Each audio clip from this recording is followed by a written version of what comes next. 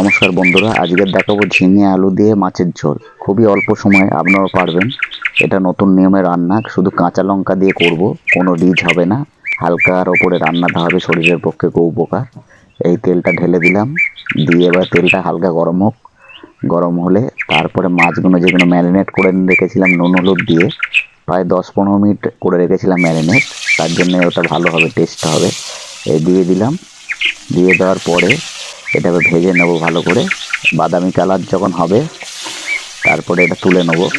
এই দেখুন উল্টে দিলাম, উল্টে দেওয়ার পরে এটা তুলে নেবো। এবারে এই ভাজা হয়ে গেছে, তুলে নিচ্ছি, তুলে নিলাম।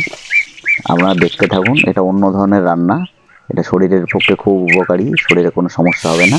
এই শুধু কাঁচা লঙ্কা আর সাদা পেঁয়াজ নিচ্ছি, আপনারা নিলে বাদামি পেঁয়াজটাও নিতে পারেন। তা এই দিয়ে দিলাম সাদা পেঁয়াজগুলো। এই এখন তো সাদা শীতকাল পড়ছে, তো শীতকাল পড়লে অনেক রকম সবজি পাওয়া যায় কম দামে, শরীরের পক্ষে ভালো। এই পেঁয়াজগুলো বাদামি কালার করে নিলাম, দিয়ে এই আদাটা দিয়ে দিলাম, কাঁচা লঙ্কা পেঁয়াজ এই দিয়ে। আর একটা জিনিস মনে রাখতে হবে, এর মধ্যে আমি দিয়েছিলাম গোলমরিচ আর গোটা জিরে। এবার আলুটা দিয়ে দিলাম, আলু আর ঝিঙে দিয়ে এটা একটু ভেজে নেবো। তরকারি পোড়ালে হবে না, কিন্তু হালকাভাবে দিয়ে দিলাম। এই হলুদের গুঁড়ো দিলাম, দিয়ে এরমভাবে করে দেখবেন, আপনাদের ভালো লাগবে। এই নুনটা দিয়ে দিলাম, নুনটা দিয়ে এবার মাখিয়ে নেবো ভালো করে নেড়ে। এই নেড়ে নিলাম, নেড়ে নিলে কী হবে, নুনটা আলুর সঙ্গে সেট হয়ে গেল, যেহেতু আলুটা একটু হালকা ভাব হয়ে গেছে। এই এবার লঙ্কার গুঁড়োটা দিচ্ছি, লঙ্কার গুঁড়োটা দিলে কী হবে, আলুর সঙ্গে ক্যাচ করে ধরে নেবে। তারপরে লাস্টে জিরে গুঁড়োটা দিলাম, লাস্টে দিলাম কেন, একসঙ্গে দিলে মশলা আবার অন্যরকম হয়ে যায়। এই দিয়ে দিলাম, এবার জল দেবো, পোড়াবো না, তরকারি পোড়ালে কিন্তু মশলা তিতো হয়ে যায়। এই দিয়ে দিলাম না জলটা হালকা করে, জল আবার বেশি দেবো না, পরিমাণ মাপের দিলাম জল। আমি 1.5 গ্লাস জল দিলাম। জলটা দিয়ে দেওয়ার পরে একটু নেড়ে দিলাম, বেশি নাড়লে আবার হবে না, বেশি নাড়লে আবার আলুর থেকে নুনগুলো সব গলে বেরিয়ে যাবে।